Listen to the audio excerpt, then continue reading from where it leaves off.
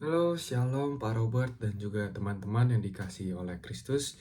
Perkenalkan, nama saya Marco Manuel dari 11 IPS 2. Pada video kali ini saya diberi kesempatan memberikan khotbah dengan judul Pentingnya Komitmen dalam Pernikahan. Sebelum itu, marilah kita berdoa terlebih dahulu. Ya Tuhan, kami bersyukur atas rahmat-Mu dan berkat-Mu sehingga kami dalam keadaan yang sehat tanpa kekurangan suatu apapun. Sebentar kami ingin mendengarkan sebagian isi firman-Mu, bukalah hati dan pikiran kami agar kami bisa menerima apa yang Engkau ingin sampaikan kepada kami. Dalam nama Tuhan Yesus, haleluya, amin. Oke, pertama-tama, pernikahan Kristen tuh apa sih? Pernikahan Kristen tuh dimana ada dua orang dijadikan satu oleh Yesus Kristus dan juga oleh negara. Pernikahan Kristen memiliki komitmen yang kuat karena didasarkan pada prinsip-prinsip iman Kristen yang menekan oleh kesetiaan, cinta kasih, pengorbanan, dan persekutuan yang dianggap sakral oleh pasangan yang sudah menikah.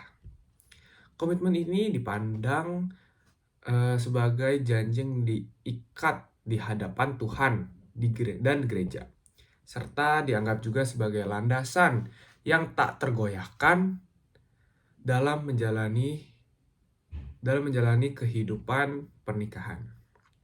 Nah, mari kita buka satu ayat Alkitab yang menekankan pada pentingnya komitmen dalam pernikahan adalah Kejadian 2 ayat 24. Berisi, sebab itu seorang akan meninggalkan ayahnya dan ibunya dan bersatu dengan istrinya sehingga menjadi keduanya satu daging. Nah, ayat ini menggambarkan komitmen yang kuat antara suami dan juga istri, di mana mereka meninggalkan keluarga mereka dan bersatu untuk membentuk ikatan yang tak terpisahkan ini.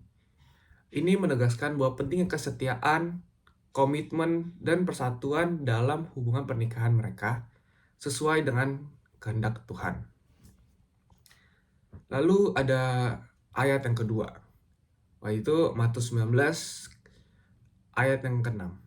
Berbunyi, demikianlah mereka bukan lagi dua, melainkan satu. Karena itu apa yang telah dipersatukan oleh Allah tidak boleh diceraikan oleh manusia.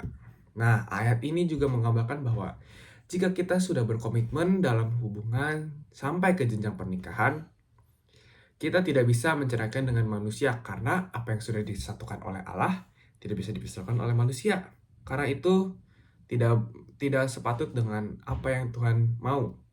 Dan hanya mautlah yang bisa memisahkan kedua belah manusia itu.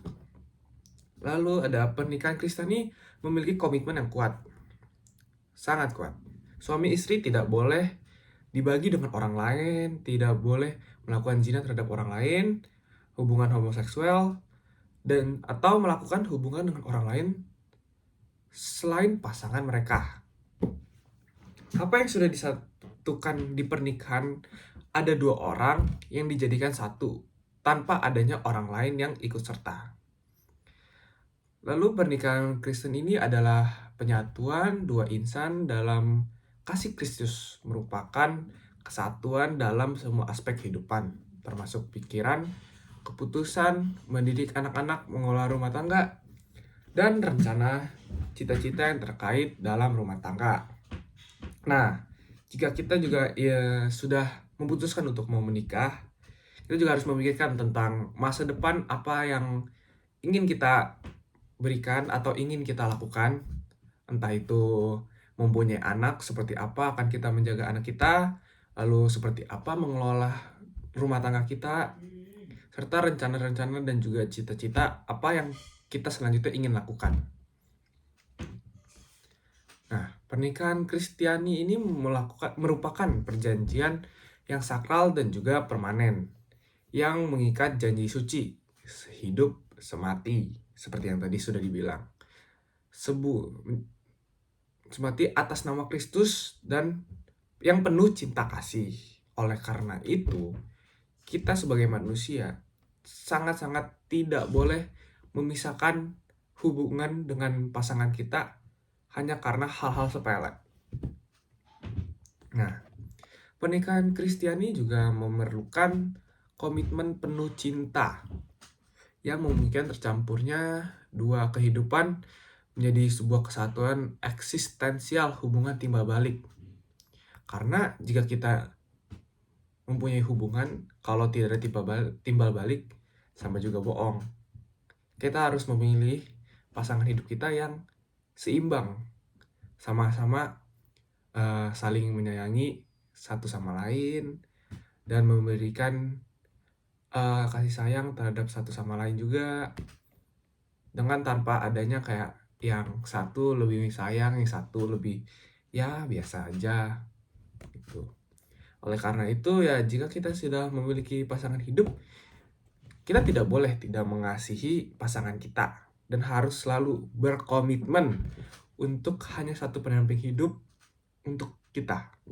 Tidak boleh ada pendamping hidup lain atau kita hanya sebatas bosen terhadap pasangan kita sendiri dan mencari pasangan atau orang lain ya untuk memenuhi keinginan kita yang ingin disayangi oleh orang lain mungkin, atau siapa, hanya karena hal bosen yang sesaat.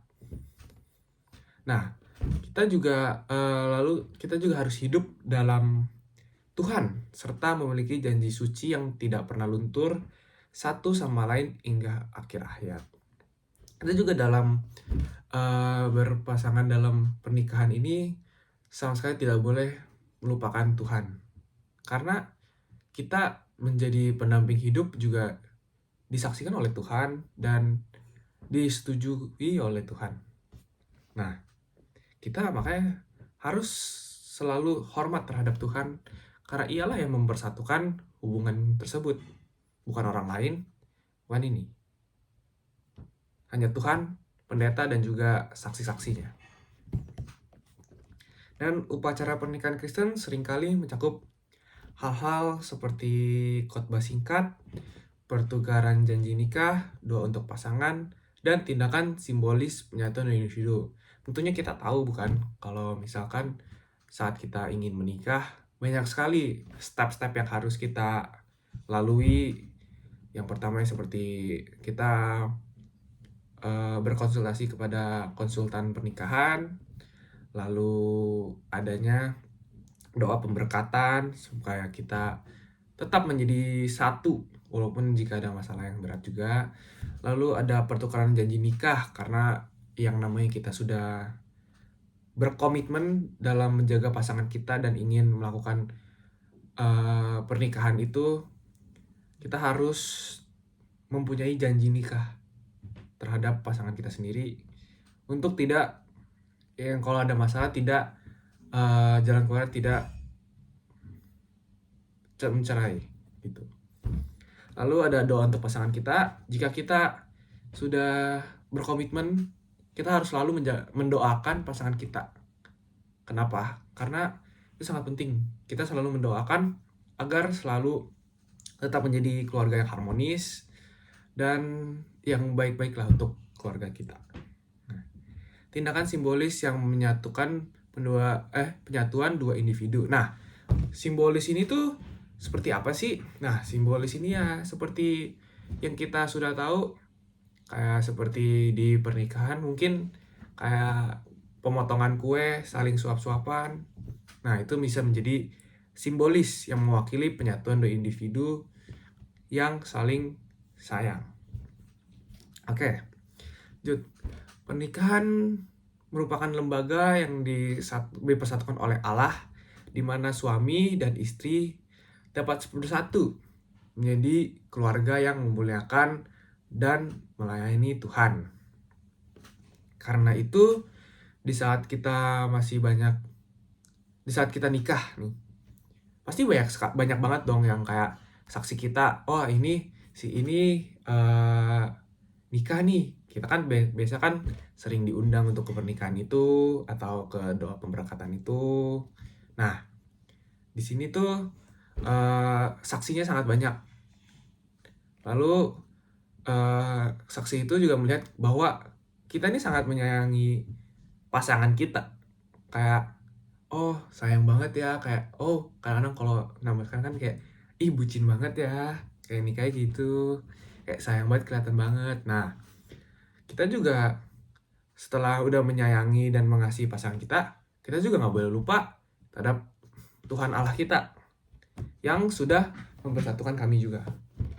Itu kayak kita juga seperti rajin ke gereja setelah pernikahan itu, rajin ke gereja bareng, lalu memuliakan nama Tuhan bareng, doa sekutu malam bareng. Ya seperti hal-hal yang seperti itu yang seenggaknya bisa menyenangkan Tuhan atau memuliakan nama Tuhan lah.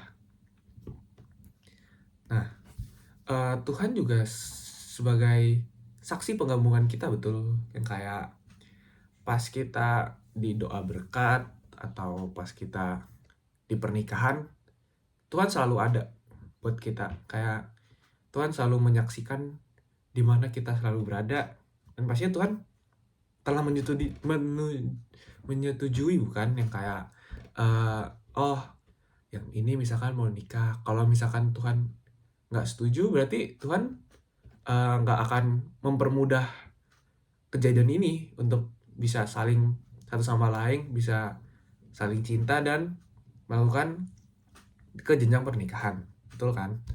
Nah, oleh karena itu Tuhan juga menjadi saksi kita, dan Tuhan juga nggak nggak mau gitu untuk kayak kita kalau yang udah di satu, tiba-tiba nanti di pertengahan kita malah pisah. Kan Tuhan juga nggak suka, Tuhan bakal marah. Nah, karena itu kita sebagai murid-murid Tuhan harus selalu taat pada perintahnya Dia, dan selalu memuliakan namanya Dia. Kan kita sebagai murid-murid Tuhan harus selalu mengikuti aturan-aturan Tuhan, apa yang Tuhan mau dan apa yang Tuhan tidak mau yang kita lakukan. Karena jika kita tidak mengikuti kemauan Tuhan atau kita melanggar apa yang Tuhan tidak suka, ya kita bakal kayak mengkhianati Tuhan. Kayak kenapa sih nggak ngikutin Tuhan? Ntar Tuhan nggak suka sama kita, nggak ada penolongan Tuhan lagi, kayak gimana? Kayak ya semacam itulah. Tuhan mau kita tidak terjerumus dalam yang jahat lah atau yang tidak benar.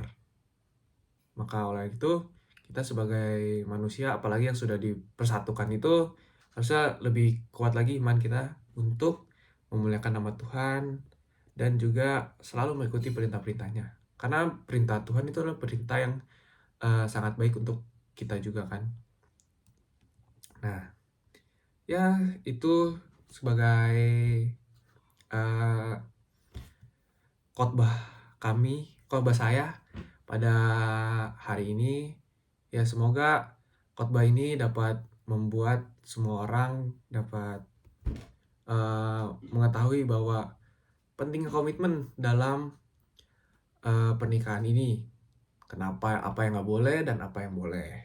Nah, semoga khotbah ini juga menjadi landasan atau orang-orang tahu gitu bahwa apa sih komitmen itu untuk sebuah pernikahan. Nah, baik teman-teman, sekalian sekarang kita tutup ibadah ini dengan doa. Mari kita berdoa. Ya Tuhan, sekarang kami sudah selesai mendengarkan firman Tuhan.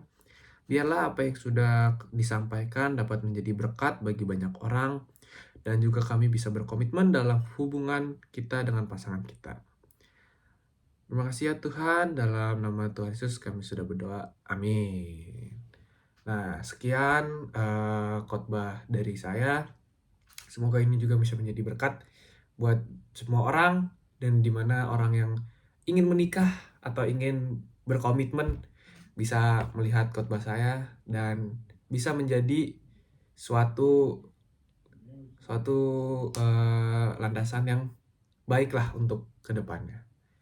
Nah, selalu kita harus menjaga pentingnya komitmen dalam pernikahan kita. Oke, terima kasih.